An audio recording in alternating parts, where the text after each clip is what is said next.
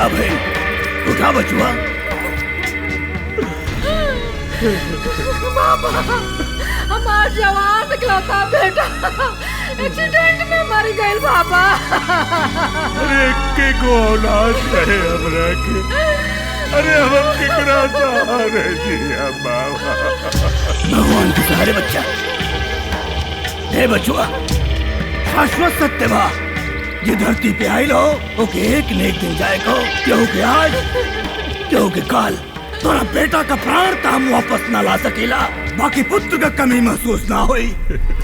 बाबा 3 दिन से हमरे बहू के भी पता नहीं के, न जाने कहाँ गायब हो गए पिया बाबा।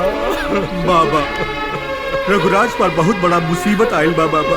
ए मुसीबत से रहुए इनका के निकाल सके, अब आपे के आसरा है बाबा।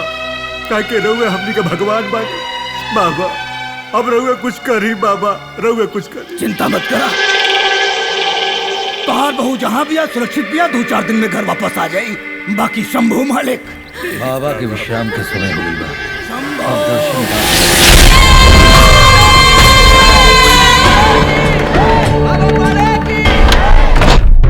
मीना, हम बस इतना जानल चाहतानी कि ओ दिन जब तू बाबा पांडे के पास पहुंच लो तो का देख लो।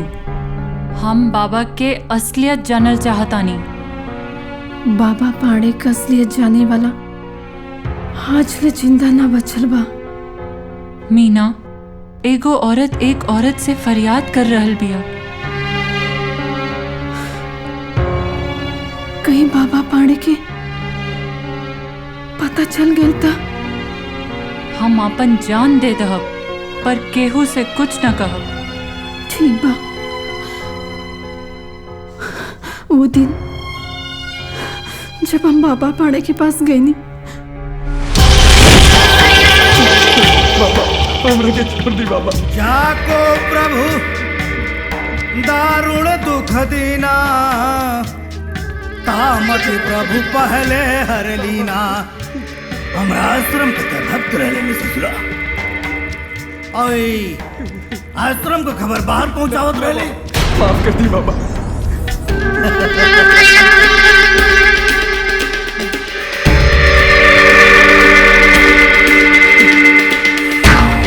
हम निर्दोष हैं बाबा, माफ कर दी हमरा के। बाबा बाबा बाबा बाबा हमरा के माफ कर दी बाबा, हम निर्दोष हैं बाबा। बाबा पांडे के आश्रम का बात ही गर्भगृह से बाहर न जा सकेला, और अगर कोनो रहस्य कोनो राज गर्भगृह से बाहर गई तो राज बाहर ले जाए वाला आदमी ई धरती बना रहा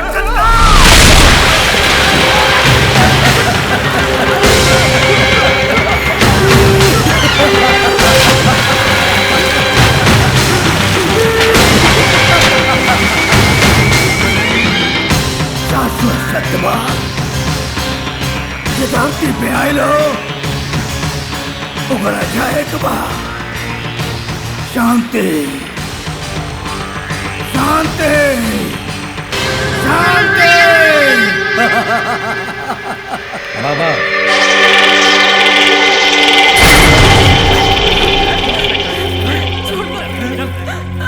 बहुत होगा तो नौटंकी।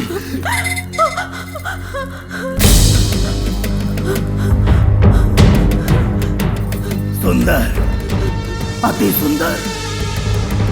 बाकी तोनी कौन भेष बना के आइल बड़े? बाबा एकरा के लिया के चक्कर में एगो हत्या हो गई है। हत्या? ये कर रहे? महेश फौजी के। महेश फौजी मतलब वो रघुवीर का बेटा? हाँ। अरे ससुरा, तो के मालूम होने के रघुवीर हमारा कितना बड़ा भक्त हो, अगर ओकरा शक हो गई तब? चिंता मत करी बाबा, ओकरा हत्या के एक्सीडेंट बता देले बनी। ठीक है, प्रभु के जवन मर्जी। शाश्वत सत्यवाज धरती पे आए लो, ओके एक न एक दिन तक जाए कहो। भगवान ओकरा आत्मा के शांति दे। बाबा बाबा हम कुछ ना देखनी बाबा, बाबा हमरा के बख्श दी बाबा, हमरा के जाए दी बाबा। तो हर जगह पैर में ना हृदय में बा। हसीना के माथे पे पसीना अच्छा ना लगेला, आइए, शयन कक्ष में चलते हैं हमारे। आइए, डरिए मत। झूठ, सरासर झूठ। गौरी तुहार बाबा के खिलाफ बोलल कौनो बात पे सच्चाई नहीं है।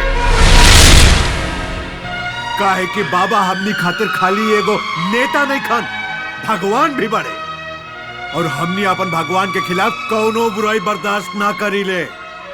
बहू, तहार पहली गलती ई कि तू 4 दिन से घर से गायब बाड़ू, और दूसर सबसे बड़ गलती ई कि तू बाबा के खिलाफ अब सब बोल रहल बाड़ू। अरे काहे का बहू, अरे कुलटा हिया, डाइन हिया। पैदा होते अपने माई बाबू का खा गई, हमरा घर में आते हमरा बेटा के खा गई। एक बात सुन ली, अब एकरा हमरा घर में कोनो जरूरत नहीं है, और अभी गांव में भी ना। काहे कि हमनी के भगवान के खिलाफ बुराई करे वाला के गांव में कोनो जगह नहीं है। यही नाते गौरी, तो के ही गांव छोड़ के जाए के पड़े।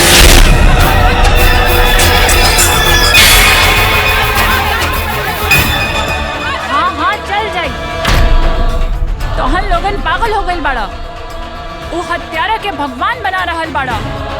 अब हम चुप ना बैठब, जा रहल बानी थाना में बाबा के खिलाफ रिपोर्ट लिखवावे। छोड़ब ना। हाँ, जा जा जा।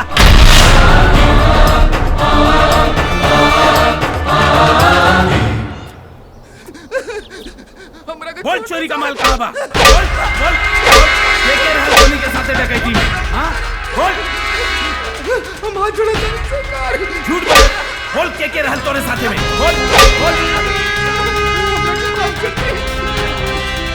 ना बताइए, ना बताइए, बोल बे, बोल। इंस्पेक्टर साहब FIR लिखवावे के बा। बोली, केकरे नाम के? बाबा पाणे के खिलाफ। का बोले हैं? बाबा पाणे के खिलाफ। कौना जुर्म में? हमरा फौजी पति के हत्या के जुर्म में। ते का कर रहल बाड़े? तोरा के मालूम बा? हमरा अच्छी तरह से मालूम बा। अब तोहरा के पता चल जाओ, यही नाते FIR लिखावे आइल बानी। जितना जल्दी हो सके भाग जो यहाँ से, नाता अगर औरत ना रहती ना तो उल्टा लटका के पिटती तोरा के। पिटी ही के बात है बाबा पाणे जैसे शैतान के उल्टा लटका के पीटी। बाबा के भेष में वो बलात्कार और हत्या कर रहल बा। ए, भाग भाग जल्दी यहाँ से, ना तो हमारा हाथ उठ जाई। FIR लिखवा कि ना? बिल्कुल ना। चल भाग यहाँ से, ना तो ठोक दे। चल निकल।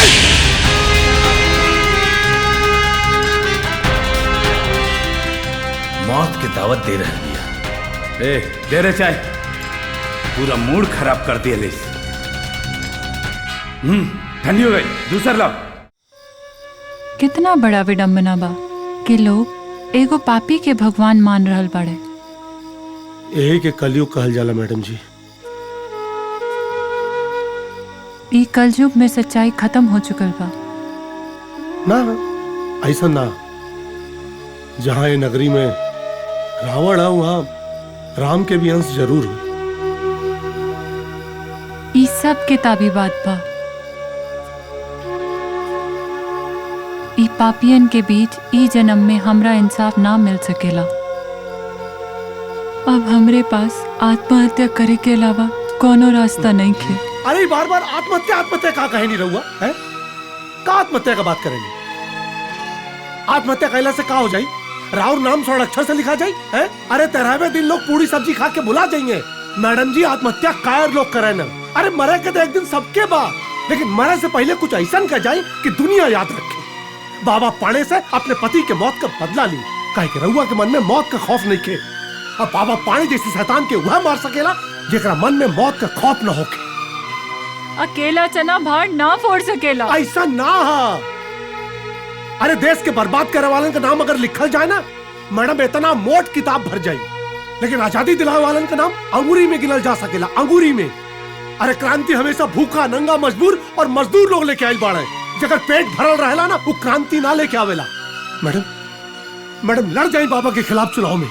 देखिए जनता का कहा, जनता का स्वभाव तो पानी नियन होला, पता ना कब क्या रुख हो जाई। देखिए मैडम, अगर रउआ चुनाव जीत गई नहीं ना बाबा के खिलाफ, तब बाबा का मौत तो निश्चित था। और अगर हार गई नहीं तो इतिहास याद रखी कि एक औरत अपना पति के मौत का बदला लेने में शहीद हो गई। मैडम अब सोची मत, लड़ जाए चुनाव में मैडम। लाखों गौरी के विधवा होके से बचा ली मैडम, लड़ जाए चुनाव में।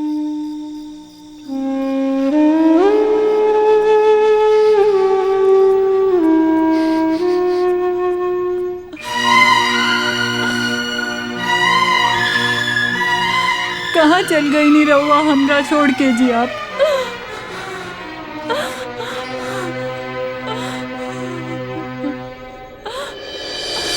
गौरी,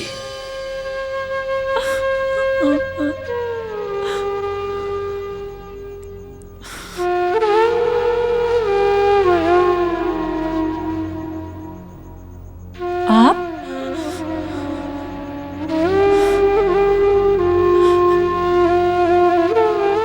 गोबर से ही कह रहा बा, उ पापी के विनाश करे खातिर तो के चुनाव लड़े के बा। हाँ गौरी, काहे कि जब तक वो मरी ना, तब तक हमरे आत्मा की शांति ना मिली।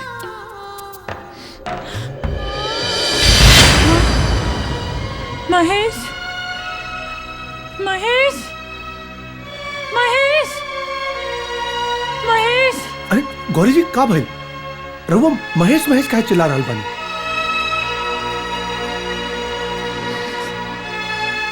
गोबर, अब हम चुनाव जरूर लड़ब। जब तक बाबा पांडे के साम्राज्य ना खत्म हो जाए, तब तक चैन से ना बैठब। बाबा पांडे के मौत हमरा पति की सबसे बड़ी श्रद्धांजलि हुई।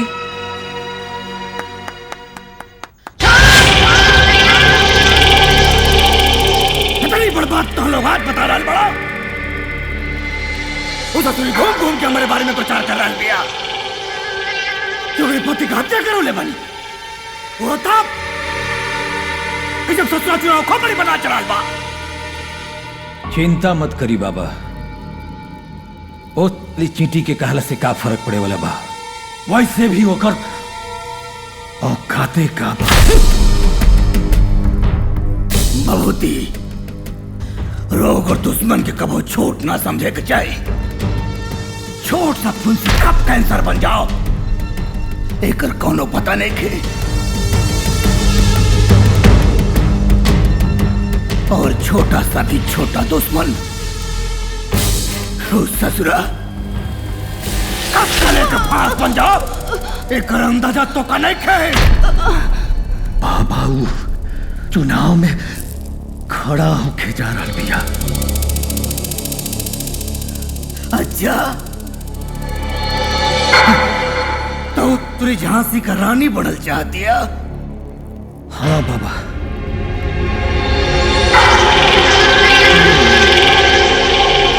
वैसे आजकल वो कहाँ और केकरा साथे रहती है? गोबरा नौटंकी वाला के घर में रहती है। और वो गौरिया के चढ़ा रहल बा।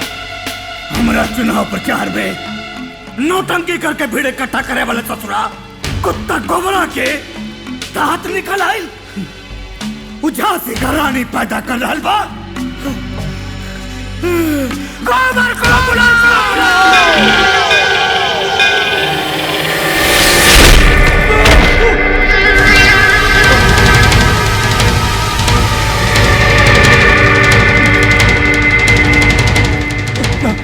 माफ कर दी हमरा के। तथा झांसी के रानी का निर्माण कर रहे बड़े गौरी देवी के अपना घर में रख के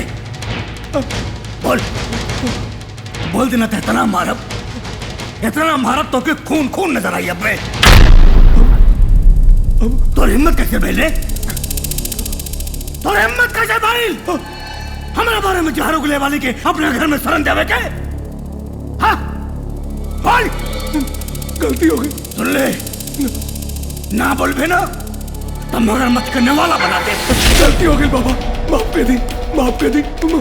गलती हो गई बाबा। गलती हो गई तो थे? तोरा मालूम नहीं के कि बाबा के दरबार में माफी नहीं के? मिलेला तो खाली मौत। हाँ? बोल। ए बाबूजी। जी बाबा। राज, मार, मार, मार के मुँह देख।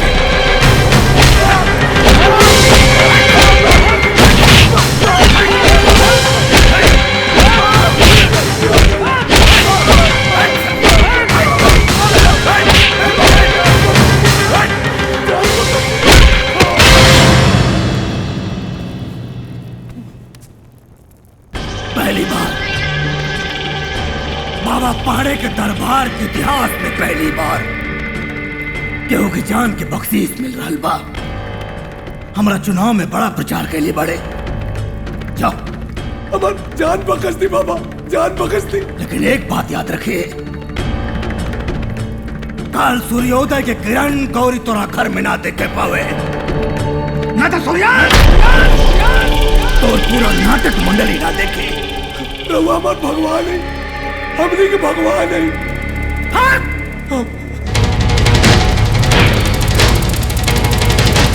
चल भाग, भाग।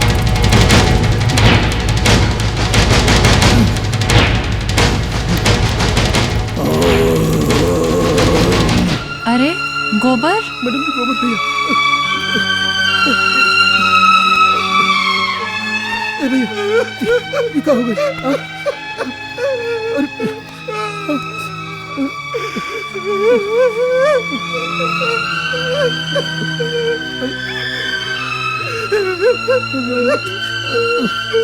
ये कैसे भइल गोबर? तोहरा चोट कैसे लागल? मैडम जी चोट की का कही, ये ऐसे चोट बा जवन पीढ़ी दर पीढ़ी हमार सदियों से झेल रहल बा। का मतलब? मतलब रउआ के साथ देवे के फल हमरा के मिलला। मन तो करत कि हम अपन जान दे दी। हमरा के माफ कर दी। ये तू का कहत बड़ा गोबर? तू ऐसे कहबा तो कैसे चली? तो हर हाल ही के कैलस ह? बाबा पाड़े। बाबा पाड़े? हाँ मैडम, बाबा पाड़े कैलन। हाँ मैडम, हमरा के धमकी मिलला कि काल सूर्योदय होते अगर हम रहुआ के अपना घर से ना निकलनी था तो हमरे साथ साथ हमरे पूरे परिवार के बाबा पाड़े का आदमी जान से मार दिए। गोबर, रोज रोज मरला से अच्छा एक दिन मरा। बाबा पाड़े के जवाब देहल बहुत जरूरी बा। उठाओ मृदंग।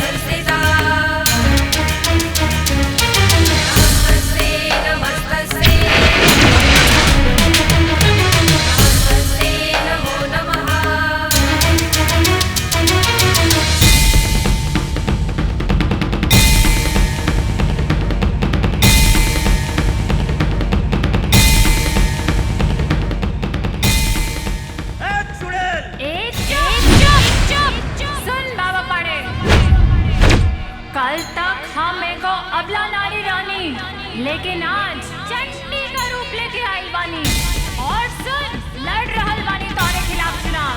बिगाड़ ले जौन बिगाड़े के बाद। और सुन बाबा पाड़े, आज के बाद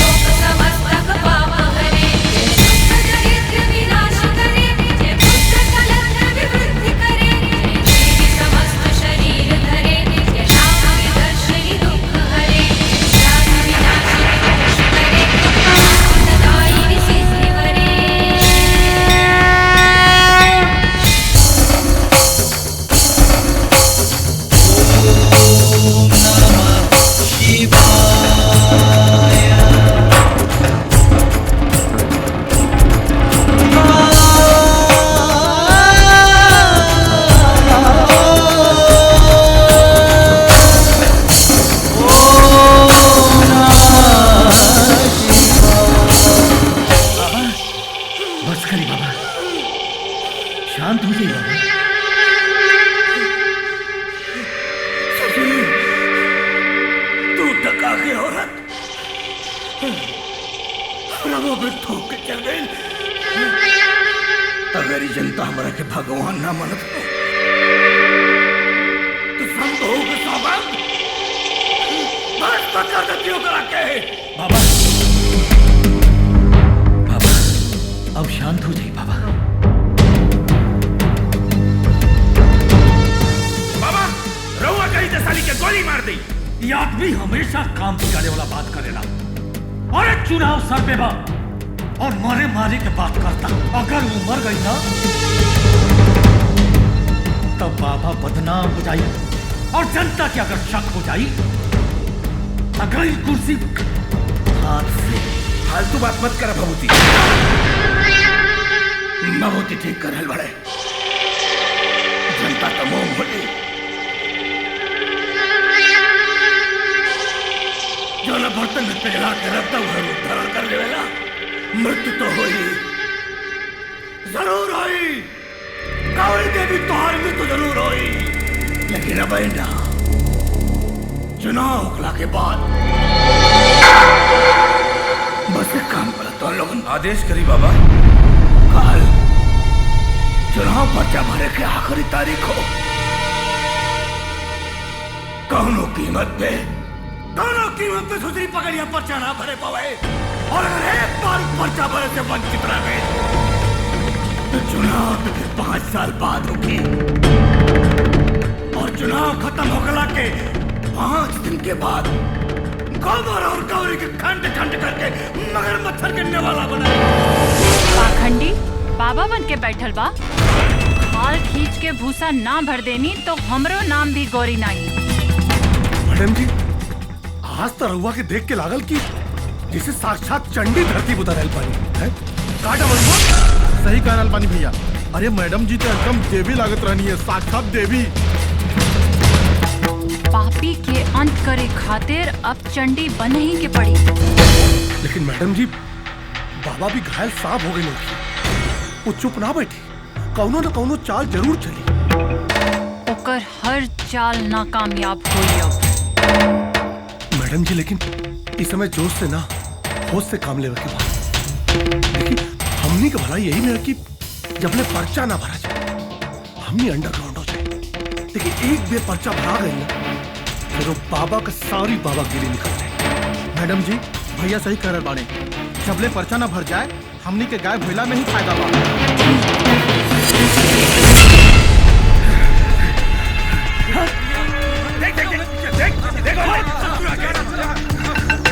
भभूति जी घर में तो ताला बंद बा, लगा भाग गेले। बाबा की खिलाफत करे चला रहे से साला। एक बार मिल जात तो इतना मारी मौत की दावत दले बा। जिंदा करम साले के जिंदा।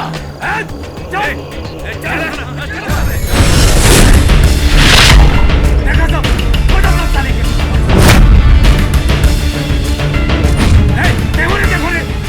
खोले आगे बढ़ के खोल।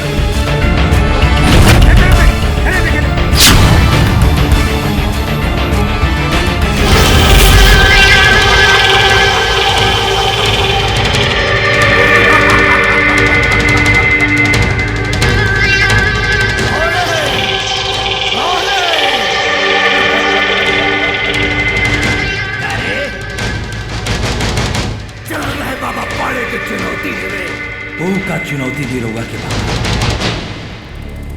ओखरा के अपना चुनौती में बंद करके खैनी में डाल के खा जाए। बाबा पूरा इलाका छान भरनी, कहीं पता ना चला लोखनी के। पूरा नाटक मंडली मौत के भय से कहीं दूर भाग गए। काल पर्चा दाखिला बा हुजूम से निकलेगा चाहिए कि आवाज दिल्ली तक पहुंचे। जी बाबा। भगवती एक बात का ख्याल रखिया, जनता में हमारी छवि को साफ सुथरी नेता के बाद लोग हमारा के भगवान माने ले। हमारा छवि में दाग ना लगे के चाहिए, न तो खाल खींचे में टाइम ना लगे। बाबा पाड़े की जय, बाबा पाड़े की जय, बाबा पाड़े की जय।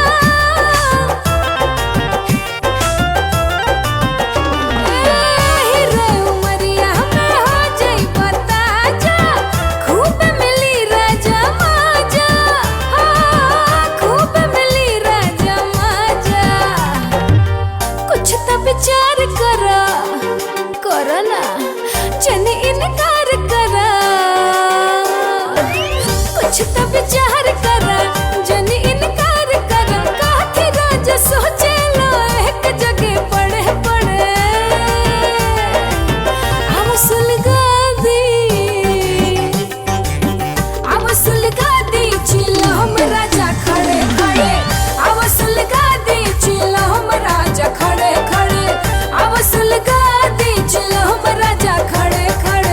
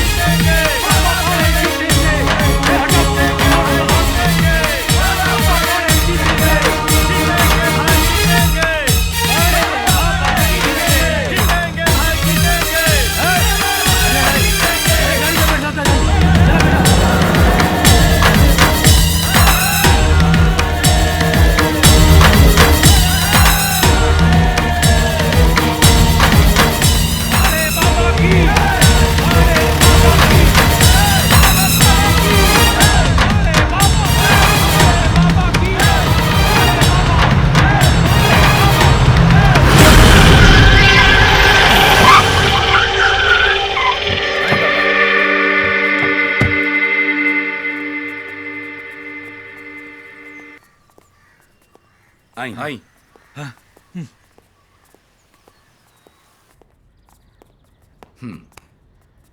बाबा जी प्रणाम। शंभू शंभू।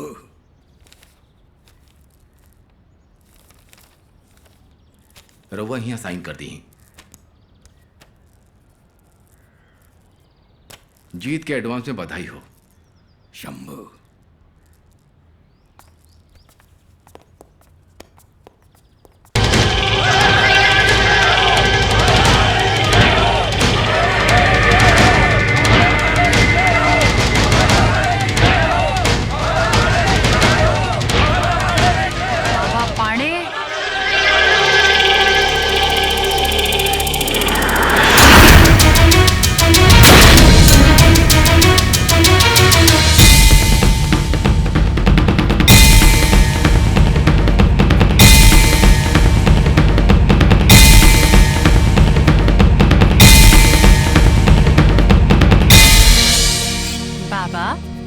आशीर्वाद ना देब। चुनाव में रउआ के खिलाफ खड़ा हो रहल बानी।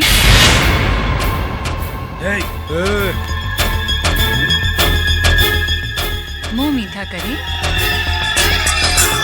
बाबा क्या जी व्रत बा। तूफान से पहले बहुत शांति होला। तूफान आ चुकल बा, बच के रहिए। हमारे जीत की बुनियाद तूफानों ने रखी है। कलेजा मजबूत कर लो बाबा, अपनी हार देखने की।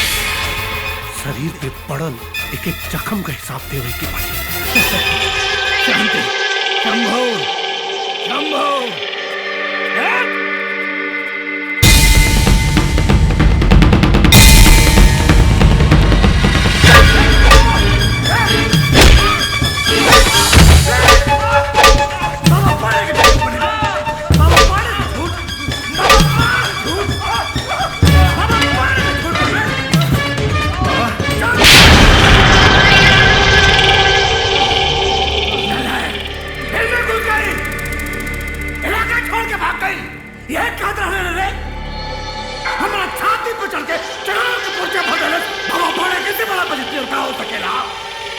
गलती हो गई बाबा। बाबा कहाँ कहाँ ना ढूंढ ली, पता न कौन बिल में छुपल रहल।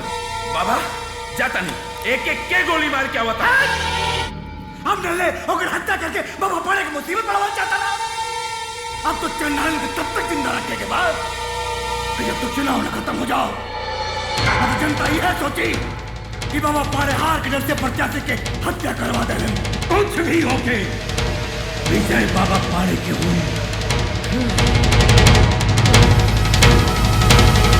विजय के तिलक बाबा पाड़े के जन्म सिद्ध अधिकार बा। बाबा वही होगी जवन रहुआ चाहता नहीं। शराब शराब करोड़ों रुपया की नदी बहा डालो भाई। और जरूरत पड़े तब बूथ का करेंगे। बड़े ससुरा खून का नदी बहावे के पड़े। गौरी जी, रउआ बहुत बड़ काम कैले बानी। अरे रोज घूट घूट के मरे से अच्छा कि एक दिन लड़ के मर जाओ। तो गौरी जी ये समाज के अबला गौरी के ना चंडी गौरी के जरूरत बा। सच कहीं तब बाबा पाड़े जैसे चट्टान से टकराए की हिम्मत आज तक क्यों ना कही। यही से रउआ चर्चा गली गली में बा। और हम तो खाता नहीं। मीना तू? हाँ, हमरा जैसन तमाम औरत रवा के पाके गर्व महसूस करत बानी। बाबा पाड़े हमरा साथे बलात्कार कैले बाड़े। यही से डर के मारे हम आज तक आवाज ना उठा पाऊनी। लेकिन आज तोहरे जैसा शेरनी बहन मिलल बिया। यही से हम भी तोहरे आवाज में आवाज मिला के हम ही लड़ाई में शामिल होके के चाहत बानी। बाबा पाड़े के खिलाफ ये लड़ाई में और स्वागत पमीना जी। गौरी जी अब युद्ध ना महासंग्राम होई। और ई महासंग्राम में बाबा पाड़े की मृत्यु सुनिश्चित बा।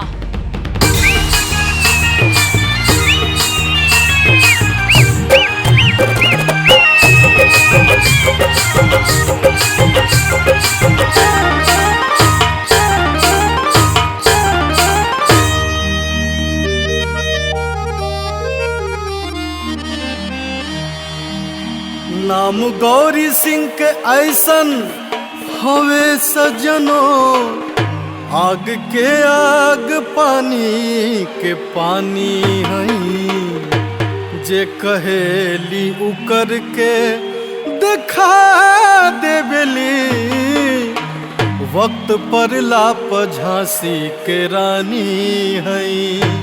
केहू नेता बने चाहे मंत्री बने, कुर्सी मिले ला पब्लिक के सहयोग से, जे भी सुख दुख के साथी हाँ आपन उहे, ऐसन नेता भी मिले ला संयोग से।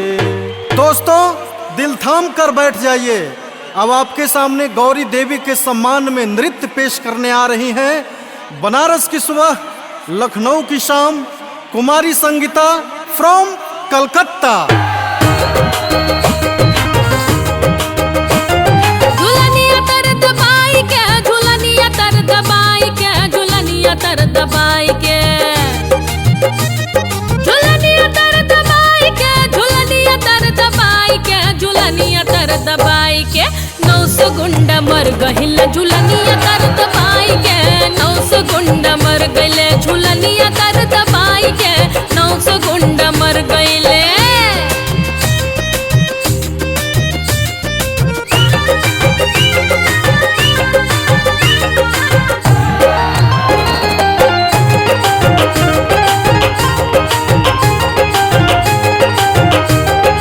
गलिया गान भइल लोठ ललिया भइल आरी,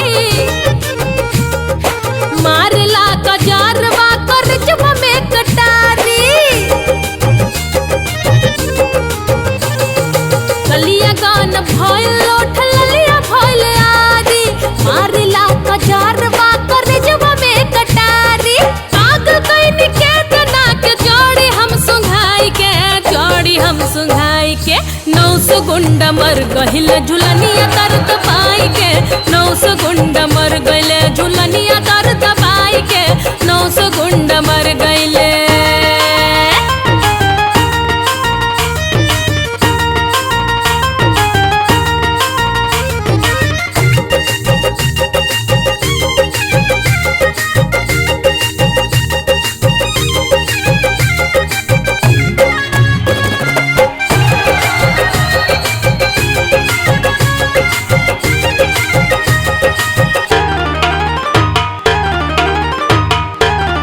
नेताजी भी हमरा से कानून सीख के जाले,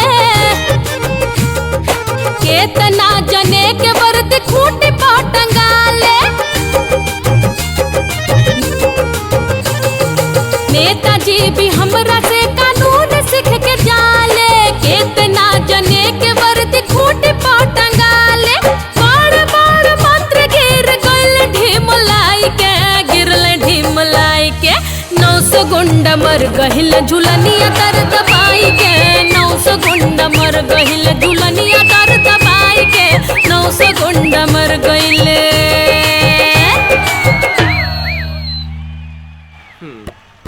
रस्सी खींचा ना, अरे खींचा। ए डमरू, हाँ बाबू थैला ले, अब बाजार जाके कुछ सामान ले आ।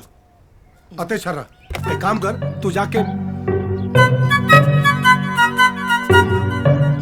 बोलत का नहीं खेरे, हम तो वहीं से बोला था नहीं। अरे घूम हो गइल बा का? सुनाई नहीं के दे, जबान ना कारे मुंह में, पगला गइल बा, बोलत का नहीं के यार ना बोली हम। हाँ, एकादशी है का? हाँ। नहीं, 12 बजे से पहले अगर बोलिए तो इनकर पिटाई हो जाई। अरे तो ई के काला साइन से काल सपना देखला रहल है। पकड़ पकड़ थैली, थैली, आई पैसा ले, रख। अब बाजारे जाके लौकी और मुरई लेके आओ, नहीं तो सरू तुम्हार मौन व्रत तो बाद में टूटी, पहले हम हाथ गोड़ तोड़ते। मौन व्रत रख ले पड़े, एकदम के पिटवा के ही रही, मानी ना। अरे मोटकू मरबो करब तोरा के हम।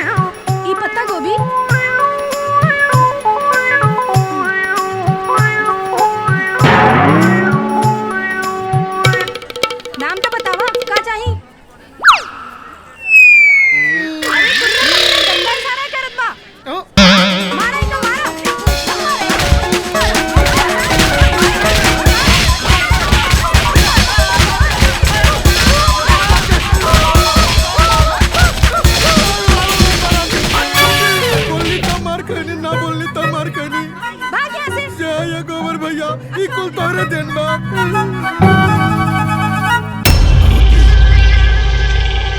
चुनाव प्रचार में कोनो कमी ना रहनी चाहिए।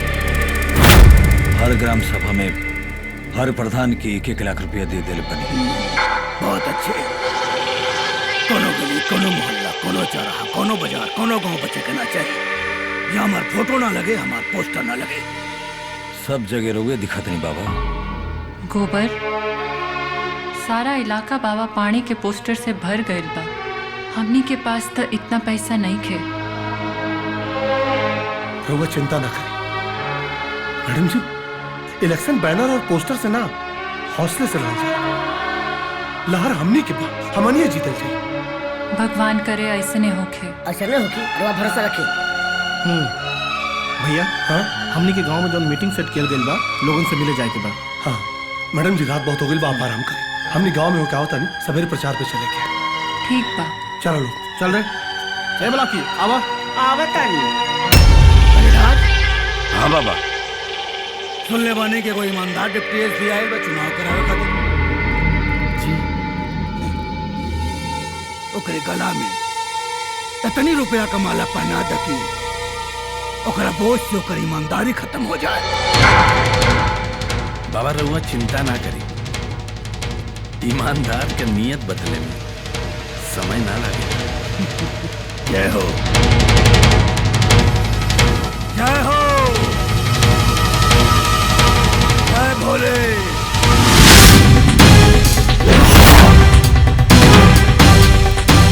दरोगा बाबू, I love you, I love you।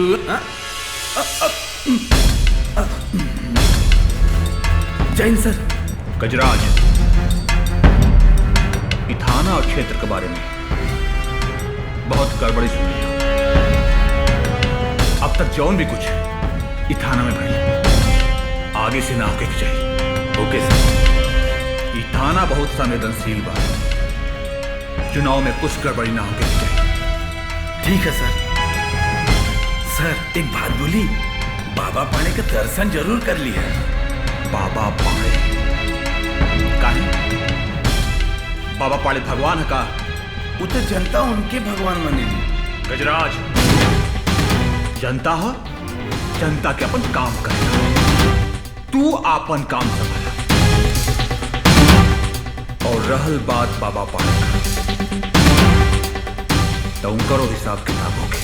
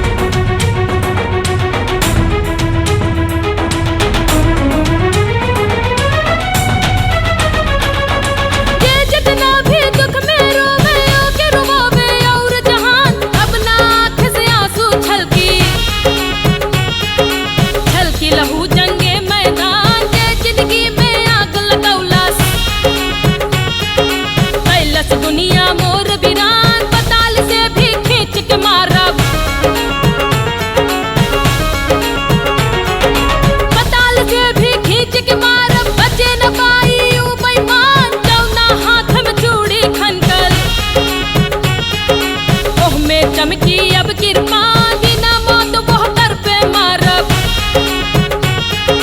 बिना मौत मोहतर पे मारब, पानी बिन तरसी नादान ओकर पक्ष भगवान लिहे ता उनहु के दुश्मन ले हब मान लेके मंगल सूत्र के बदला, लेके मंगल सूत्र के बदला पूरा करब पति के अरमान, ले पाए मंगल सूत्र के बदला, ले पाए मंगल सूत्र के बदला।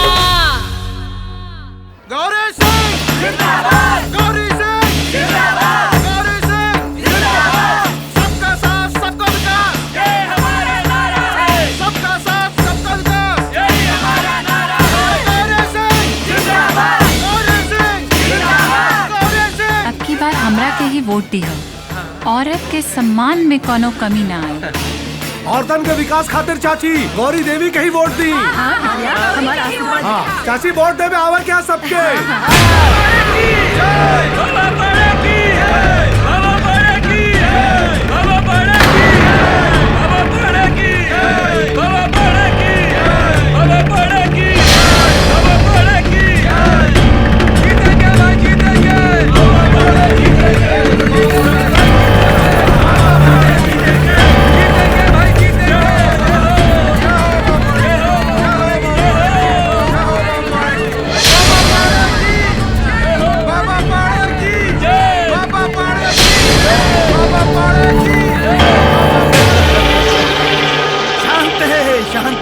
शांत है। मालूम बा रउआ लोग हमरा से बड़ा प्यार करेली, हर बार रउआ लोग हमरा के भारी मत से जितौले बनी, ये बेर भी जीता ही, ये बेर हम जीतब तो मंत्री जरूर बनो, और मंत्री बनला के बाद विकास का ऐसा नहर बहाई कि हर तरफ खाली प्रगति ही प्रगति हुई। जय हो बाबा पार्वती, जय बाबा पार्वती, जय हो जय हो बाबा पार्वती, जय हो जय हो जय हो बाबा पार्वती, जय बाबा पार्वती, जय बाबा पार्वती, जय बाबा पार्वती, जय बाबा पार्वती, जय बाबा पार्वती, जय जीतेंगे भाई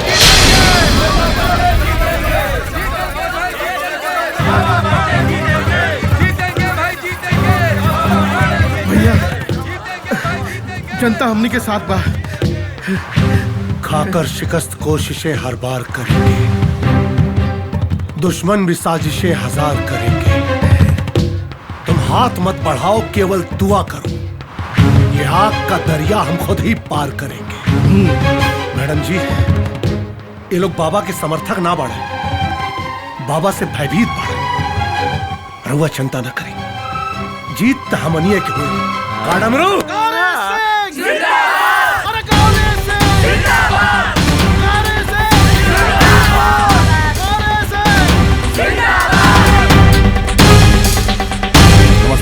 नमस्ते। हम हैं यहाँ के नया डीएसपी विक्रांत सिंह। अरे वो लोग चिंता मत करिए, हम आप लोगों के साथ बानी। हमारा के सब पता चल गई बा कि का सही बा और का गलत। थैंक यू सर।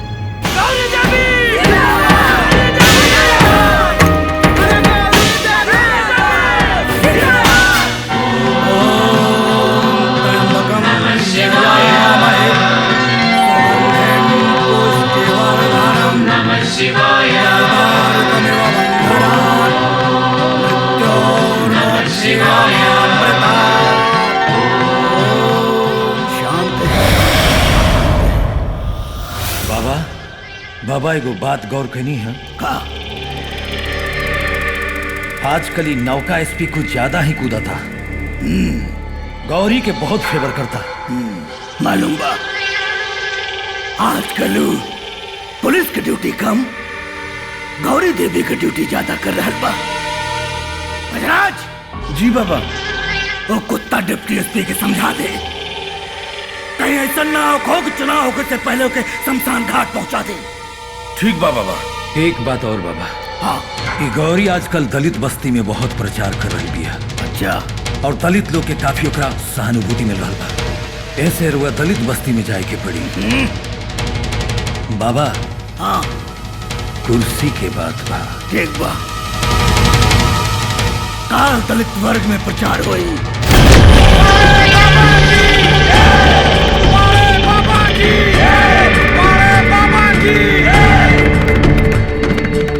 कैसे पानी रहुआ लो?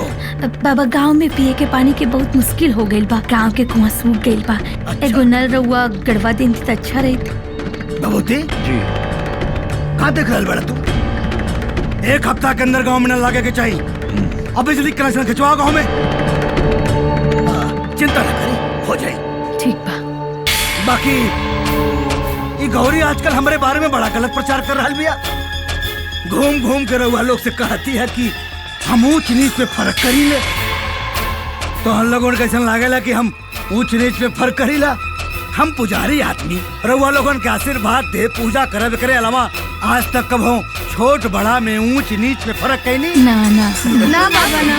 पगला खेल दिया, सोच समझ के वोट दिया लोगन। ठीक ये लड़का लोगन के अच्छा कपड़ा, अच्छा खाना, स्कूल सारा व्यवस्था होके के चाहिए। ये बेर हम चुनाव जीतब तो मंत्री जरूर बनो। ये मेरी सारी व्यवस्था हो जाएगी। लड़का देश के भविष्य होले। आजा बेटा। ये बच्चे ही तो देश के भविष्य हैं।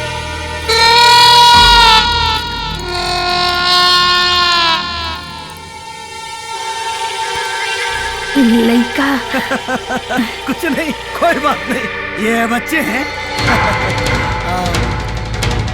बड़े बाबा की जय, बड़े बाबा की जय। नीच की वजह से ही दिन देखे के पड़ल जो ने कल्पना ना कैले रहनी। दलित बस्ती में जाए से मजबूर कर देलस, अशुद्ध कर देलस। एक बेर चुनाव खत्म हो जाए करम जलिया तो तू औरत करब वो मौत मारब कि तो रूह कांप जाए। शुद्ध करो, शुद्ध करो। इंद्रो विदसवासुसिरः भूषा विश्ववेदा हरिसलेनि। ओम मंगलम भगवान विष्णु मंगलम गरुड़ध्वज मंगलम पुंडरीकाक्ष मंगलाय। नमस्कार, हम गुलशन पाठक हमार टीवी से आज आप लोगन के दिखावे जा रहल बानी एगो साधु के वेश में छिपल उ दरिंदा के काली करतूत के पर्दाफाश। चश्मदीद गवाह से हम आप लोगन के रूबरू करवा रहल बानी। हाँ तो बताई का कहल चाहत बानी रहुआ बाबा पाड़े के बारे में? देखिए बाबा पाड़े के जुल्म के शिकार तो बहुत लोग बाड़े, लेकिन केहू कहे का हिम्मत ना जुटा पाओ। गौरी देवी आप बताई का कहल चाहता है? ई बानी मीना, बाबा के जुल्म के शिकार, जे आज चिल्ला के रहुआ लोगन के आपन सच्चाई बताई है। हाँ तो मीना जी रहुआ का कहल चाहत बानी बाबा पाड़े के बारे में? आज हम रउआ लोग के बाबा पाड़े के बारे में सारी सच्चाई बताई। बाबा पाड़े एक बलात्कारी और कातिल इंसान बा और अत्याचारी भी बा। ओकरे मंदिर में पूजा के अलावा हर एक कर्म होला। जे बाबा पाड़े के खिलाफ बोलेला ओकरा के मार दिया जाला या मगरमच्छ के आगे फेंक दिया जाला। बंद कर टीवी। टीवी पे अखबार में हर जगह हमारा बारे में गलत प्रचार करके अपन प्रभाव बढ़ा रहल बाड़न। बबूती गोबर और गौरी के खिलाफ कोनो चाल चल मीना के फंसाओ, न तो जनता होकर बात सही मान ले। 48 घंटा बाबा, सिर्फ 48 घंटा। ईद के जवाब पत्थर से दे। आई लोग आई गोबर भैया, गौरी जी।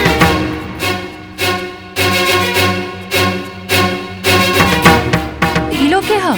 गौरी जी ई लोग ऊ औरत बानी जकरे साथ बाबा अत्याचार कैले बा और आज तक ई लोग केहू से कुछ ना कहली।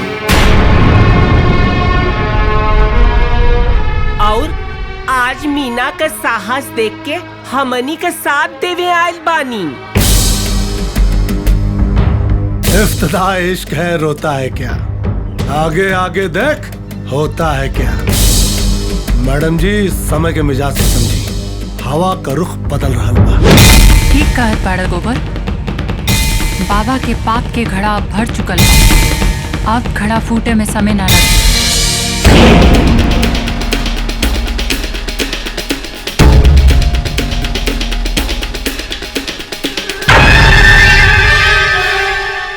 गोबर जी रात बहुत हो गई बा, जा मीना के इनके घरे छोड़ के आवा। अरे ना जी मैडम जी, हम चल जाए ना, समय ठीक ना चल रहल बा, अकेले गई ठीक ना हम।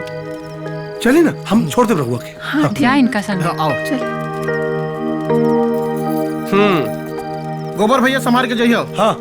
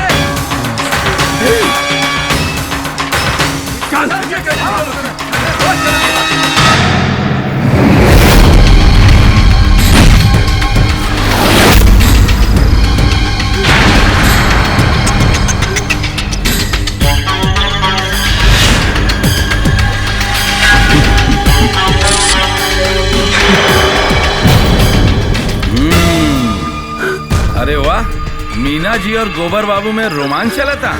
दरोगा जी कुछ गुंडा हमने के पीछा करता है और वो मारे कभी कोशिश करी ना। हाँ दरोगा साहब, वो हमारी इज्जत लेवे की कोशिश कर लेना।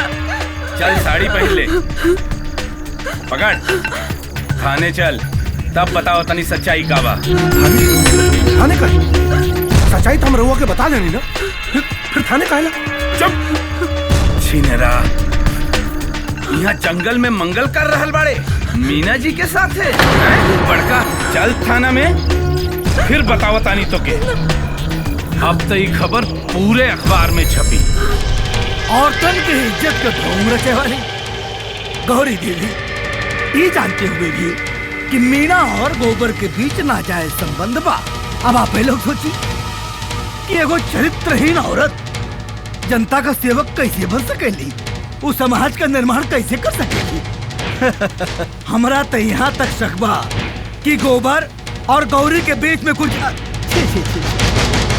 शंभू माफ करिए, अब जो फैसला करेगा भाई जनता जनार्दन करी।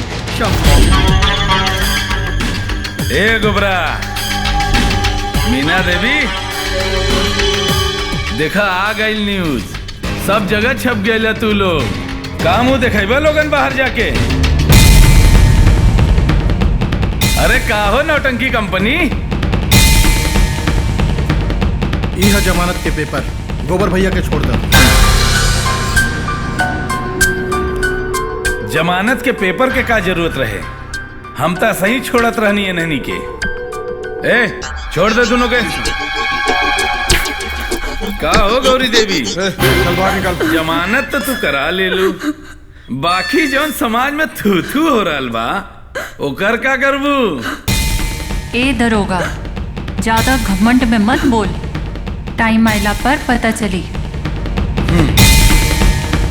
चलें गौरी जी। ए गोबरा सुन, एक बात कहा था नहीं, दिमाग में रखिए, जब बिच्छी का मंत्र ना आवे ना तो मत छेड़िए सांप के। सही कह ले दरोगा, जब बिच्छी का मंत्र ना आवे तो मत छेड़ा सांप के। और तोहनी का उल्टा गिनती शुरू हो गई, बोल दिए अपना पाप से। चुप हो जा मीना। देख लेनी लोग, राक्षस से टकराई का अंजाम हमरा के कहीं का ना छोड़ला सा। संभारी अपना की मीना जी, अत्याचार तो रावण का ना चला, फिर ही सार लोग कौना खेत के मारी पड़ा।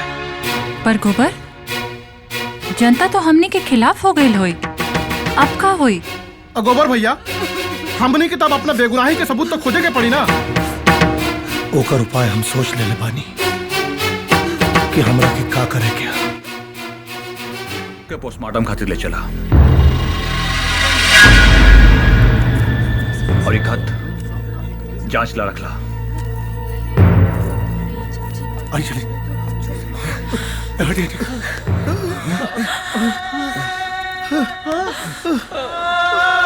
मीना, मीना उठा ना।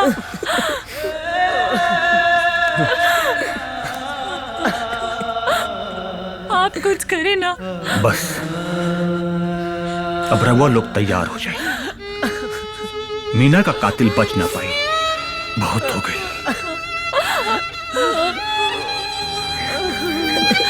मीना,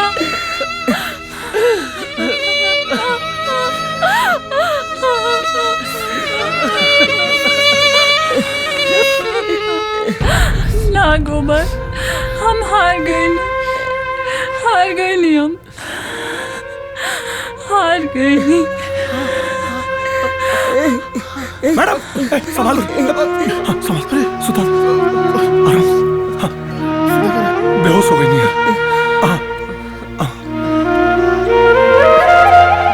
संभाल, पड़ा था, संभाल के।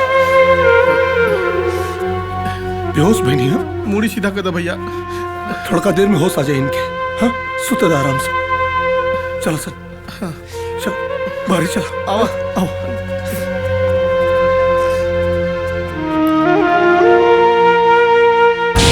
गाड़ी तू हिम्मत हार दे तो हमार का हुई,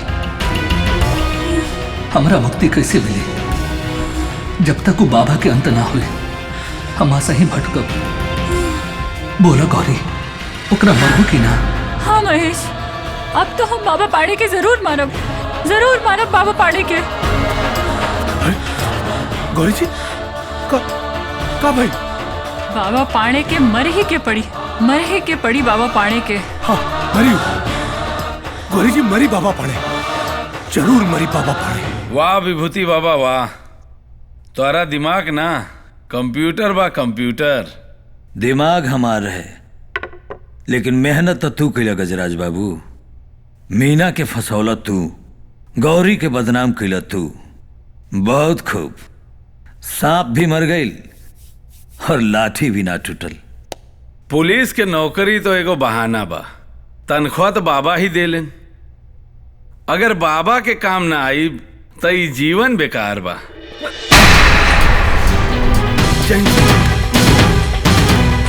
वाह इंस्पेक्टर वाह, भारत देश का एगो पुलिस ऑफिसर बाबा का कुत्ता बन के जुत्ता चाटता। सर ये वर्दी पहन के वर्दी के अपमान मत कर। थप्पड़ तोरा बहुत महंगा पड़ी, बहुत महंगा। ये थप्पड़ हमरा के ना, तोरा के और तोर बाबा के महंगा पड़ी।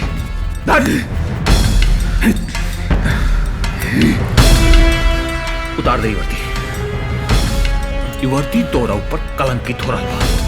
उतार।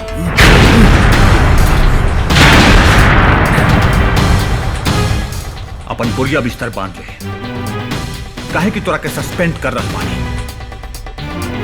और कल गौरी के पास जा रहा बानी। प्रेस कॉन्फ्रेंस कर, तू और तेरा बाबा कितना पान में पड़ा सन सब पता चल जाए।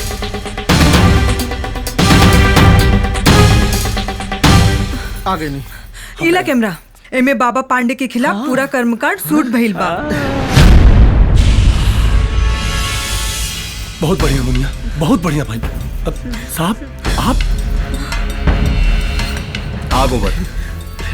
गौरी जी, आप लोगन के बेगुनाही हम अपना कान से सुन के आ रहे बा। साहब बाबा पाड़े खिलाफ हमनियों के सबूत मिल गई बा और एक कैमरा में ओकर नंगा नाच कैद बा साहब। Good, very good. काले प्रेस कॉन्फ्रेंस कर, जनता के सब पता चल जाए। धन्यवाद सर, ई देश के आप जैसन पुलिस ऑफिसर के सख्त जरूरत बा। और रउआ जैसन झांसी की रानी के भी। अच्छा हम चलता नहीं।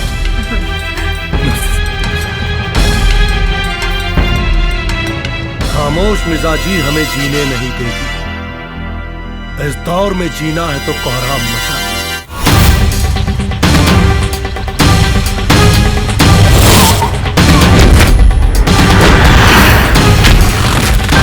गजराज तू?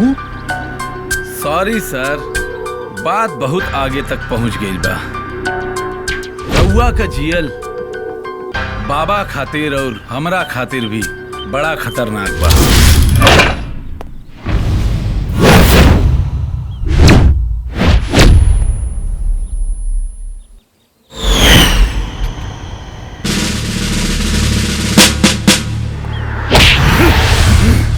साले देशद्रोही, तोर इतना हिम्मत!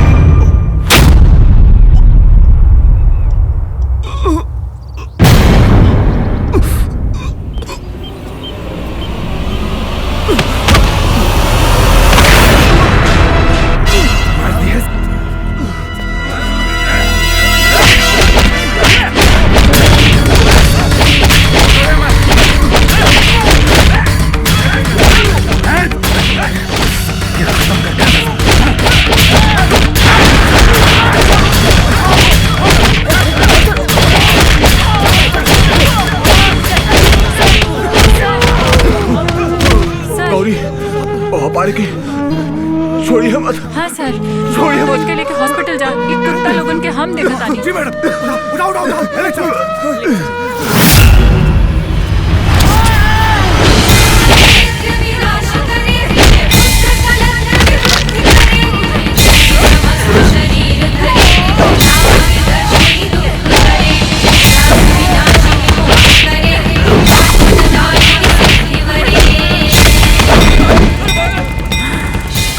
करना पड़ा तुम लोगन। मंत्र करा तो मैं गोली मार दी। अरे ससुरे, अगर डिप्टी एसपी हॉस्पिटल में बयान दे दे साहब,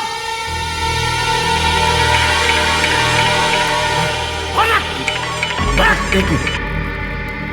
हेलो, कहा बाबा? हाँ, वो डीएसपी हॉस्पिटल पहुंचे पहले मर गई। जय हो शाश्वत सतवा, ये धरती पे आए हो ओके जाएगा। शांति शांति शांति। देखो अब समय आ गई बा। अगर औरत इनके सुरक्षा चाहिए बही तो गौरी जी के साथ देवे के पड़ी। ठीक है, सही बात। ठीक है, हाँ, सही बात है ना। सुनत बड़ा एगो नया न्यूज, कोई एसपी मरल ना है, उनकरा मारल गइल बा। ई बात सही है। हाँ, और गौरी मैडम वो सही बाड़ी, ओके बाबा जी फसौले बाड़ा। अरे भैया सुनने वाला कुछ कहा, वो एसपी जो रहल वो मरल नहीं खान, उनकर दिन दहाड़े हत्या कइल गइल बा। सच? हाँ भैया, ये बात एकदम सही बा। कुल लगा था सुन, जितना बैनर पोस्टर है, कोनो चीज के कमी ना होकर चाहिए, ये बात का ध्यान रहे। नमस्ते गौरी जी, अब जान भले ही चल जाए, हमने रउआ साथे बानी।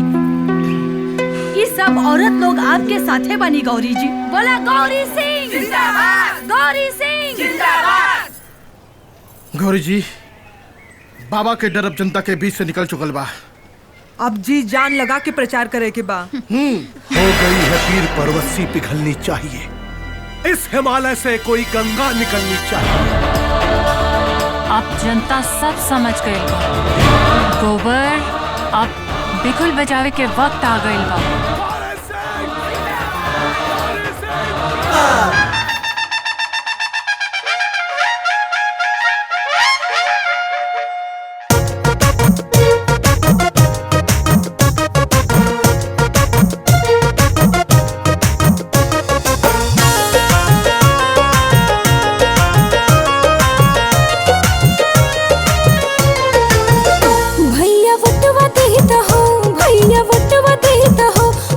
सबके खाली पिटवा भैया बटवा देता हो। बिजली के खंभा कहीं न दिखाता, खड़े खड़े खेत के फसल सूख जाता। बिजली के खंभा कहीं न दिखाता, खड़े खड़े खेत के फसल सूख जाता। हमरा के चाही बस तोहर सपोर्ट, भाई दे दी वोट। गाँव में बिछवा दे हब रोड, चक रोड, भाई दे दी वोट। हमरा के चाही बस तोहरे सपोर्ट, बहन दे दी वोट।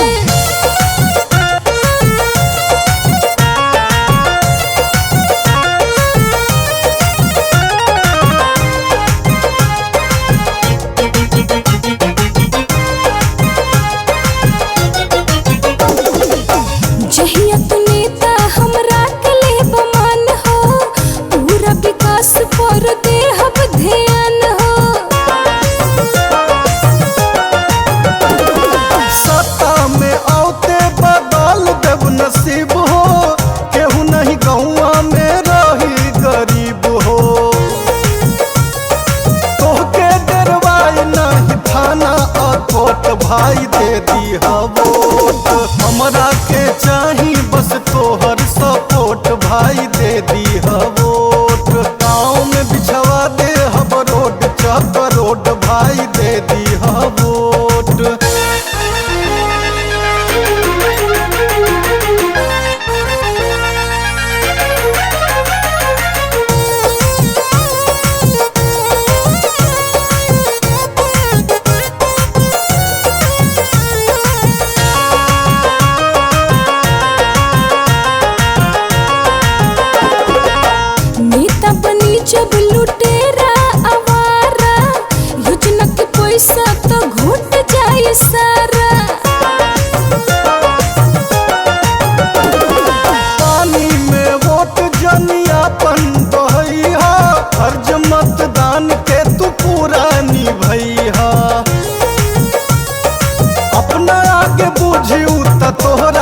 छोट बड़ा कीमती है वोट। ठीक ठाक आदमी के करिया सपोर्ट भाई दे दिया वोट। ठीक ठाक आदमी के करिहा सपोर्ट भैया दे दिहा वोट।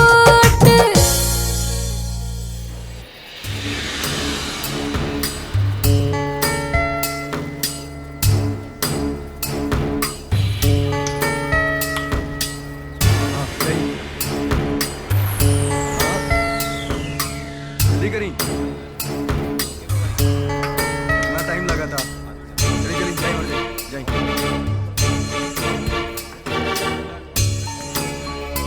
चली। हाँ जाइए चाचा बड़ा।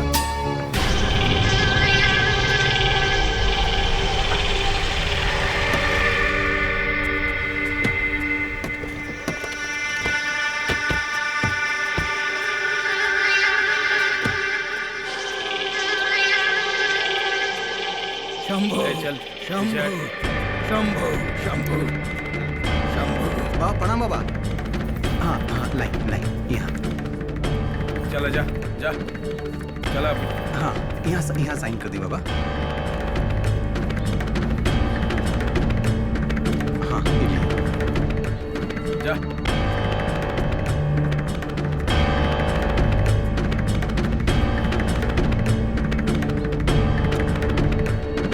शंभो प्रणाम प्रणाम। शंभो शंभो शंभो शंभो। सब सीधे लाइन में खड़ा रहे। बगल हटो बगल। आशीर्वाद नहीं देवा बाबा। आशीर्वाद की जरूरत अब बाबा के है मैडम। शांति।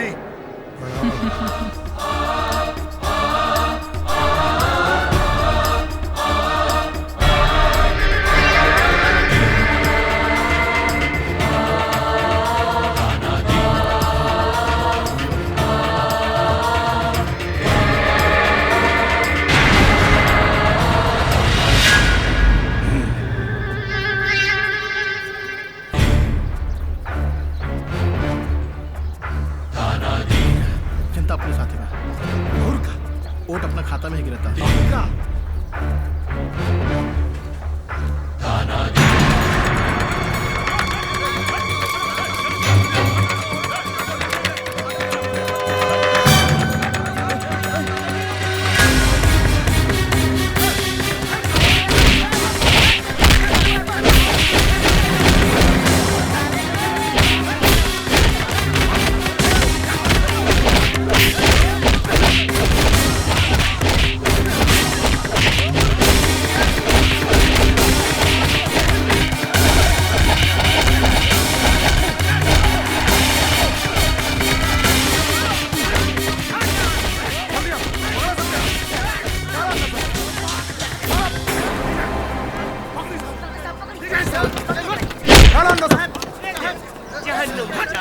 आप लोग चिंता मत करिए, वोट बिल्कुल सही पड़ेगा।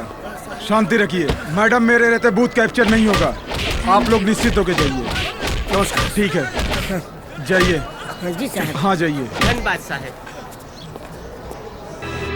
नमस्कार, मैं दिनेश कुमार और आप देख रहे हैं हमार टीवी। और आप लोगों को जिस घड़ी का इंतजार था वो घड़ी आ चुकी है। पूर्वी चंपारण सीट की गिनती शुरू हो चुकी है और जो ताजा तरीन रुझान हमें प्राप्त हो रहे हैं, इस सीट पे सीधे सीधे मुकाबला है बाबा पांडे और गौरी सिंह के बीच। अब चुनाव के आंकड़े बिल्कुल स्पष्ट होते जा रहे हैं। बाबा पांडे अपनी निकटतम प्रतिद्वंदी गौरी सिंह से 50,000 मतों से आगे चल रहे हैं। जैसा कि आप जानते हैं, बाबा पांडे पिछले 20 वर्षों से इस सीट पे लगातार कब्जा जमाए बैठे हैं। बाबा पांडे को इस सीट से हराना मुश्किल ही नहीं, नामुमकिन है। अभी अभी जो जानकारी हमें मिल रही है उसके अनुसार बाबा पांडे 1.5 लाख मतों से आगे चल रहे हैं। और ऐसा कयास लगाया जा रहा था और लोगों का यह आकलन था कि गौरी सिंह बाबा पांडे को एक अच्छी टक्कर दे पाएंगे। पर जो अभी रुझान दिखाई दे रहे हैं उनके अनुसार गौरी सिंह इस मुकाबले में काफी पीछे छूट चुकी हैं। और ऐसा लगता है कि बाबा पांडे अपना पिछला ही रिकॉर्ड तोड़ेंगे और भारी मतों से जीत दर्ज कराएंगे। जैसा कि देखा जा सकता है, बाबा पांडे के समर्थकों के बीच खुशी की लहर दौड़ चुकी है। जी हाँ, बाबा पांडे 2 लाख मतों से गौरी सिंह से आगे चल रहे हैं। वहीं दूसरी तरफ गौरी सिंह के खेमे में निराशा साफ देखी जा सकती है। जैसा कि आप जानते हैं, बाबा पांडे पिछले 20 वर्षों से लगातार निर्विरोध चुनाव जीतते आए हैं। उन्हें टक्कर देने की हिम्मत किसी ने नहीं दिखाई। पहली बार एक महिला उम्मीदवार गौरी सिंह ने बाबा पांडे को चुनाव में चुनौती दी है। अभी अभी जो आंकड़े हमें प्राप्त हुए हैं, उन्हें देख के हम बहुत हैरान हैं। जी हाँ, उन्हें सुन के आप भी बहुत हैरान हो जाएंगे। भारतीय राजनीति के इतिहास में ये ऐतिहासिक उलटफेर है। एक अप्रत्याशित बढ़त लेकर बाबा खातिर का बाबा पांडे और उनके बीच के मतों का अंतर मात्र 25,000 कर दिया है। और आपको बता दें कि अंतिम चरण की गिनती खत्म हो चुकी है और रिजल्ट हमारे पास आ चुका है। जैसा कि सब जानते हैं कि पूरी चंपारण सीट पे सबकी निगाहें टिकी हुई थी और जिसका रिजल्ट अब आपके सामने है। जी हाँ, ये रिजल्ट बहुत ही चौंकाने वाला है। जहां बाबा पांडे गौरी सिंह को भारी मतों से ये चुनाव हराने वाले थे, गौरी सिंह मतों की गिनती में बाबा पांडे के बिल्कुल करीब पहुंच चुकी है। जहां बाबा पांडे अपनी जीत को लेके निश्चिंत थे, वहीं गौरी सिंह बाबा पांडे पे हावी होती नजर आ रही है। जी हां, गौरी सिंह ने एक नया इतिहास रचते हुए सारे आंकड़ों को फेल कर दिया है और साथ ही चुनावी पंडितों के अनुमान को भी गलत साबित कर दिया है। गौरी सिंह ने बाबा पांडे को 50,000 मतों से यह चुनाव हरा दिया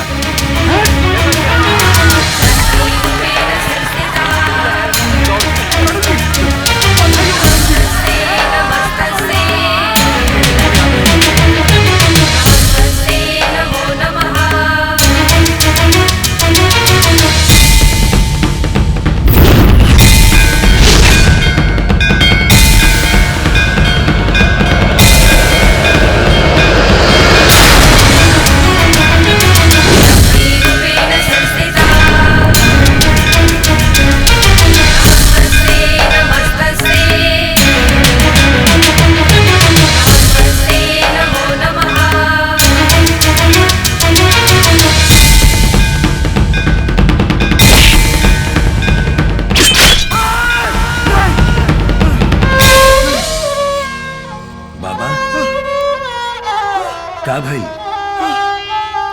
बहुत ही ब्रह्म मुहूर्त में सपना देखनिया।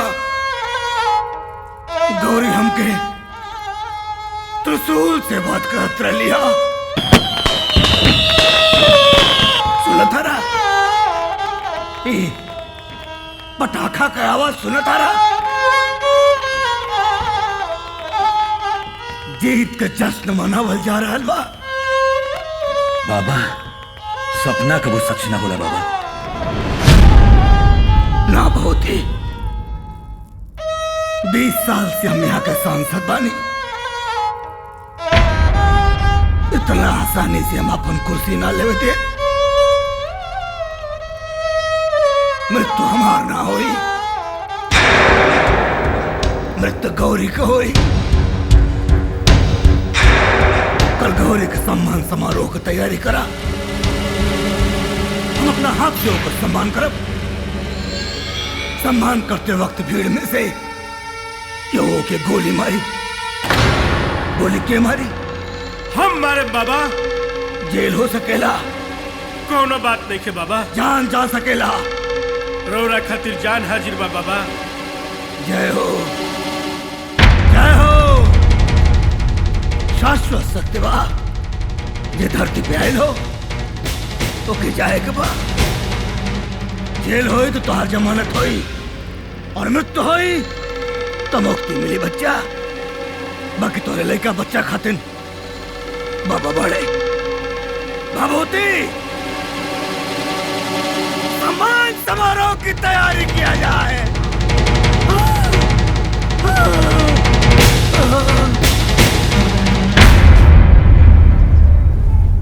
गौरी सिंह जिंदाबाद, गौरी सिंह समस्त भक्तजन, आज हमारा बड़ी खुशी हो रहा बा कि रउआ लोगन गौरी सिंह जैसन नेता के चुनाव में विजयी बनोला। गौरी सिंह जिंदाबाद। हम तो मात्र मंदिर में पूजा पाठ करे वाला एगो छोट सा पंडा पुजारी रहनी हा, सांसद तो रउआ लोग बना देनी। हालांकि सांसद रहते हम रउआ लोग का सेवा में कोनो कमी ना छोड़नी, हर संभव प्रयास, हर संभव प्रगति करनी। और यह प्रयास, यह प्रगति गौरी सिंह भी करी है। हम गौरी सिंह से यह उम्मीद रखा था नहीं। रहल बात हमार, अब तो दिन रात मंदिर में पूजा करब और रउआ लोगन के भलाई खातिर काम ना करब। हम गौरी सिंह की तुलना झांसी के रानी से कर रहल बानी और खुशी के साथ हम उनके मंच पर आमंत्रित कर रहल बानी, कहे से कि हम उनका सम्मान करना चाहते हैं। गौरी जी, कृपया आप मंच पर आइए।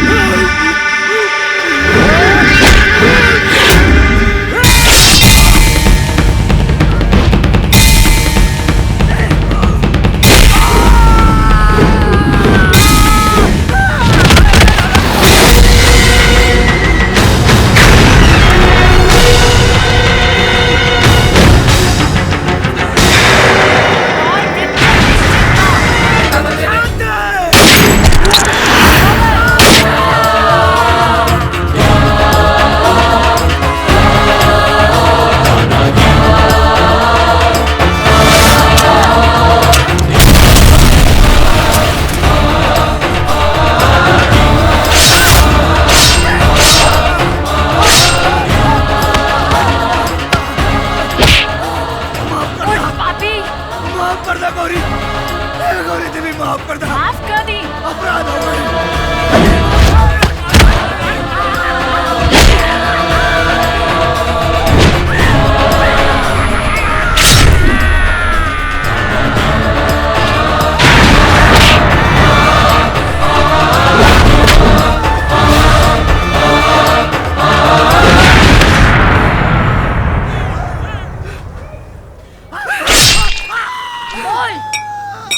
बोल।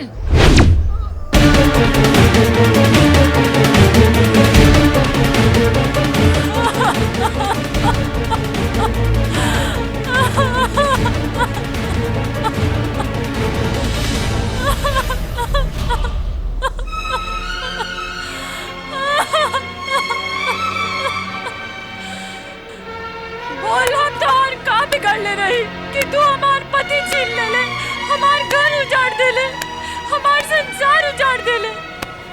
बोल बोल बोल गौरी जी, बोल। गौरी जी, होश में आई गौरी जी। मर गए बाबा पांडे, मर गए बाबा। होश में आई, होश में आई, मर गई कमीना बाबा पांडे, मर गई।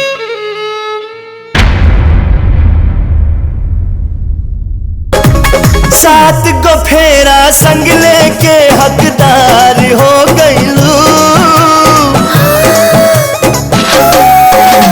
सात गो फेरा संग लेके हकदार हो गईलू।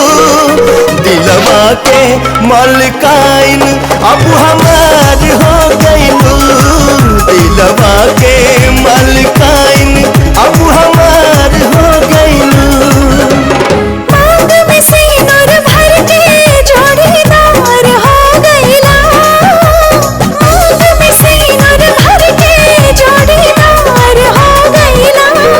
जिंदगी के अब तो तू ही मालिकार हो गईला। जिंदगी के